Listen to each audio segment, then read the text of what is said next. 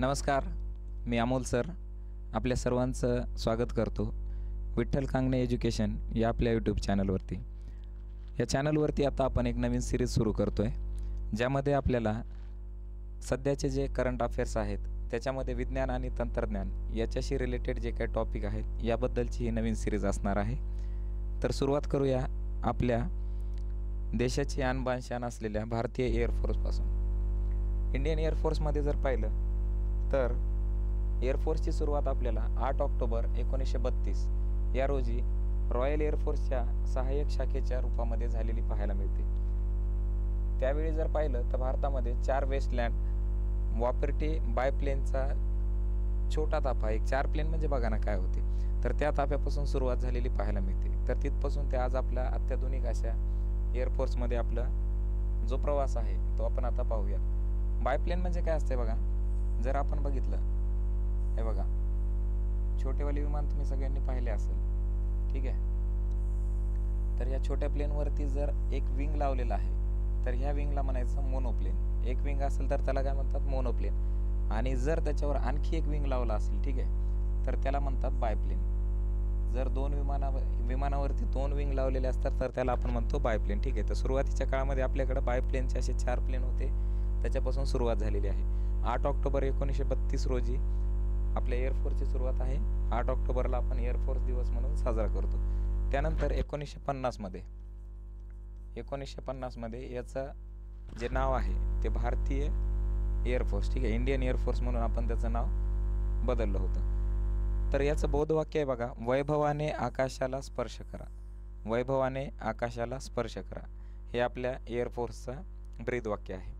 त्याच्यानंतर सध्याच्या जर भूमिका पाहिल्या आपल्या एअरफोर्सच्या, त्याच्यातली सगळ्यात महत्त्वाची एक म्हणजे बघा आपल्या सीमांचं संरक्षण करणे, ठीक आहे, सीमांचं संरक्षण करणे, राष्ट्रीय हवाई सीमांचं संरक्षण। आता हवाई सीमा म्हणजे काय बघा, हवाई सीमेचा जर विचार केला, जर समजा हा आपला देश आहे तर देशाच्या वरती जो काही एअरमधला स्पेस आहे, ठीक आहे, हवेमधला जो स्पेस असेल त्याला आपली एअर स्पेस म्हणतो आपण, ठीक आहे, हवाई सीमा म्हणतो त्याला। तर ह्या हवाई सीमांचे रक्षण करणे, त्यानंतर आहे भूदलाला पाठिंबा देणे।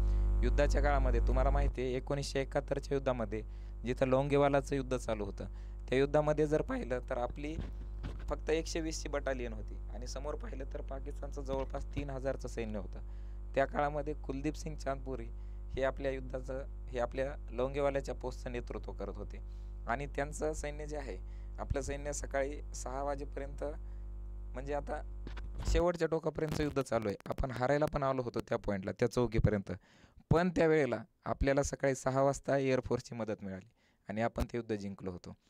म्हणजे त्या काळामध्ये बघा 120 बहादूर सैनिकांनी रात्रभर ते युद्ध चालू ठेवलं होतं आपल्या, ठीक आहे। पण त्या काळामध्ये आपलं एक असणारं जॅग्वार नावाचं विमान होतं, ते जॅग्वार रात्री उड्डाण नाही करू शकत, त्याच्यामुळं आपल्याला रात्री एअरफोर्सची मदत भेटत नव्हती, ठीक आहे। त्याच्यानंतर हे झालं, आणि त्याच्यानंतरचं काम आहे बघा मानवतावादी मदत प्रदान करणे। आपला एअरफोर्स जे आहे ते जगामध्ये कुठल्याही देशामध्ये संकट असो किंवा दुसऱ्या देशांना काही मदत असो, त्यासाठी आपलं एअरफोर्स नेहमी सज्ज असते, ठीक आहे। त्यानंतर बघा एअरफोर्समध्ये जर पाहिलं तर आत्ता सध्याच्या काळामध्ये जे विमानांचे स्क्वॉड्रन, ठीक आहे, स्क्वॉड्रन म्हणजे काय बघा, जर भारताचा नकाशाचा जर आपण विचार केला तर याच्यामध्ये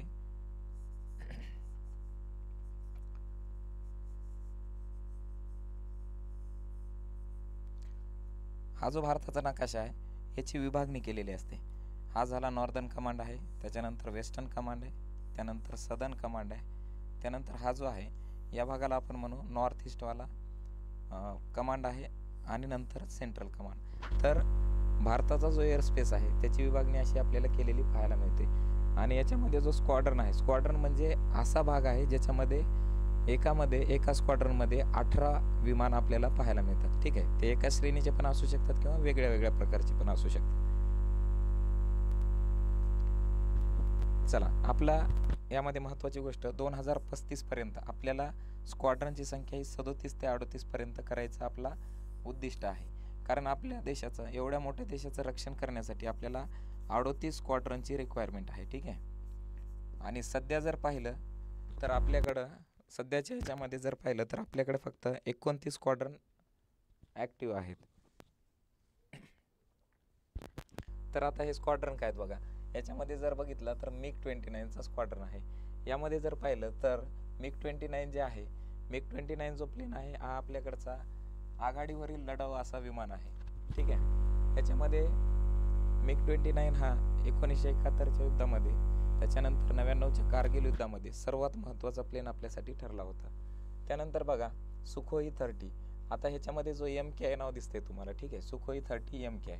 MKI म्हणजे काय? हे असं मॉडेल आहे जे की भारतामध्ये मॉडिफाईड झालेलं आहे. ठीक आहे. आपण रशियाकडून ज्यावेळी सुखोई 30 घेतला होता त्याच्यामध्ये जो मॉडिफिकेशन केलं आहे त्याला म्हणतो आपण MKI मॉडेल.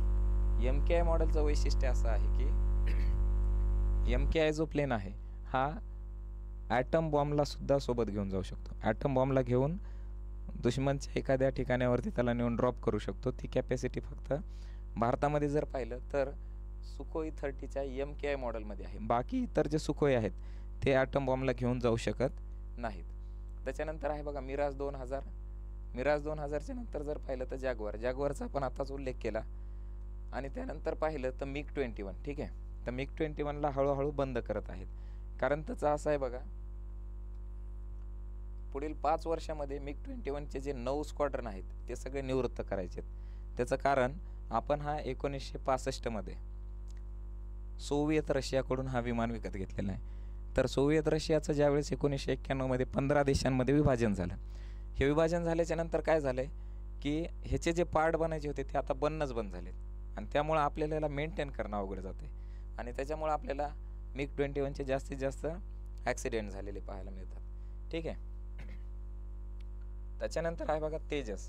तेजसमध्ये बघितलं तर तेजसचे 2-3 मॉडेल आहेत. एक आहे मार्क 1 नावाचं मॉडेल आहे. त्याच्यानंतर मार्क 2 जो आहे याच्यावरती पण आता फायनल टेस्टिंग सुरू आहे.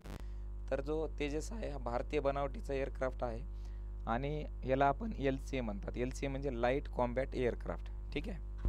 आता हे जे आहेत यांच्यावरती डिटेल व्हिडिओ येणार आहेत पुन्हा. ठीक आहे. त्याच्यानंतर आहे बघा राफेल. राफेल आपण फ्रान्सच्या देशाकडून विकत घेतला आहे. सध्या भारतामध्ये 36 राफेल विमान आहेत. ठीक आहे. आणि भविष्यामध्ये त्याची संख्या आणखी वाढणार आहे. त्याच्यानंतर बघा ॲमका जो आहे हा 5व्या पिढीतील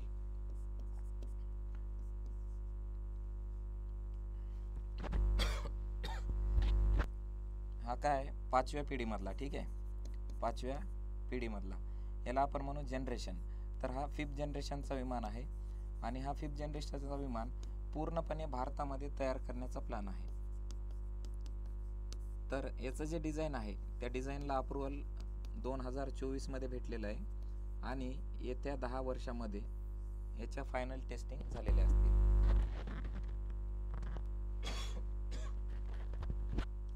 त्यानंतर बघा कोणतं युद्ध जर जिंकायचं असेल तर युद्ध जिंकण्यासाठी आपल्यासाठी महत्त्वाच्या गोष्टी असतात. बघा आपण एअरफोर्सचा विचार करू. तसं युद्ध जिंकण्यासाठी आर्मी, नेव्ही, एअरफोर्स या सगळ्यांचीच गरज असते. पण सध्या मी एअरफोर्ससाठी आपण बोलतोय. एअरफोर्समध्ये बघू आपण आपल्याला 2 प्रकारच्या गोष्टी गरजेच्या आहेत. त्यामध्ये एक आहेत युद्धक विमान जे की आपण आता पाहिले आणि नंतर आपण येणाऱ्या लेक्चरमध्ये त्याबद्दल डिटेल पाहणार आहे. ठीक आहे. युद्धक विमान आहे आणि दुसरा आहे डिफेन्स सिस्टम. ठीक आहे. याला आपण एअर डिफेन्स सिस्टम म्हणू. Air defence system. ठीक आहे. तर आता हे एअर डिफेन्स सिस्टम म्हणजे काय असते बघा. एअर डिफेन्स सिस्टमला जर आपल्याला सविस्तर पाहायचं झालं तर हे आहे एअर डिफेन्स सिस्टम. यामध्ये बघा सगळ्यात पहिल्यांदा आपल्याला सर्व्हेलन्स. ठीक आहे. एअर डिफेन्स सिस्टममध्ये सर्वात पहिलाच पॉईंट जर पाहिलं तर त्याच्यात आपल्याला सर्व्हेलन्स नावाचा जो पॉईंट आहे हा गरजेचा आहे. सर्व्हेलन्स काय करते, सगळ्या दिशांमध्ये असे आपल्याला रेडिओ वेव्स पाठवलेले दिसतात.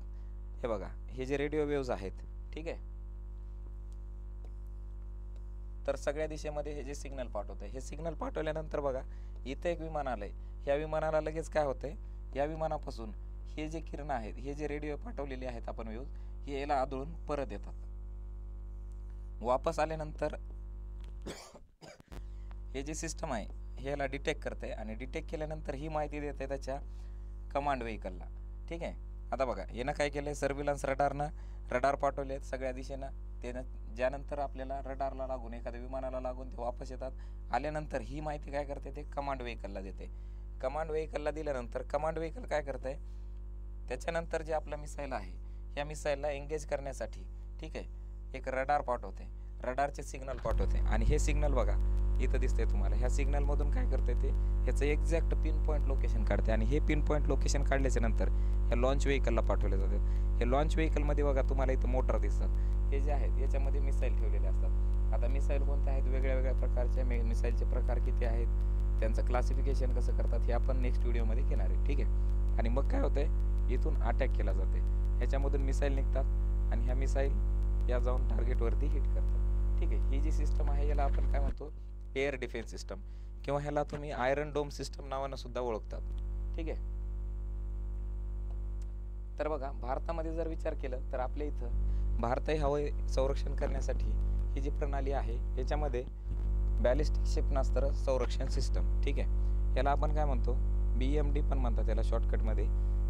ही बघा स्वदेशी बनावटीची 2 स्तरांची प्रणाली आहे. ठीक आहे. याच्यामध्ये आपल्याला पृथ्वी एअर डिफेन्स सिस्टम हे लांब पल्ल्याचं 300 ते 2000 किलोमीटर ठीक आहे या रेंजसाठी बनवलेलं हे सिस्टम आपल्याला पाहायला मिळते.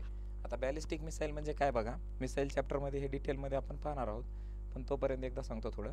बॅलिस्टिक मिसाईल म्हणजे काय, एका खंडामधून दुसऱ्या खंडामध्ये जे हमला करण्यासाठी मिसाईल वापरतात त्याला आपण बॅलिस्टिक मिसाईल म्हणतो. ठीक आहे.